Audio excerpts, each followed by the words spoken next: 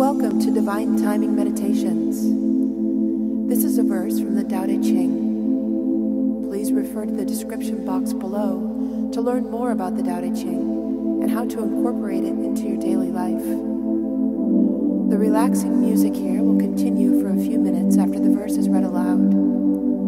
Please use this time to contemplate the verse's meaning and what it means to you. Feel free to share your experience with us in the comments below.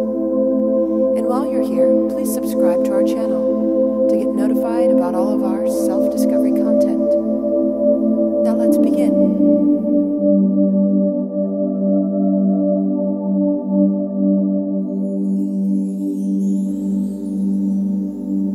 Verse 32 of 81, Tao Te Ching.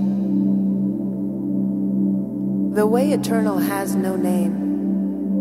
A block of wood untooled, though small, may still excel the world. And if the king and nobles could retain its potency for good, then everything would freely give allegiance to their rule. The earth and sky would then conspire to bring the sweet dew down, and evenly it would be given to the folk without constraining power. Creatures came to be with order's birth, and once they had appeared came also knowledge of repose, and with that was security. In this world, compare those of the way to the torrents that flow into the river and sea.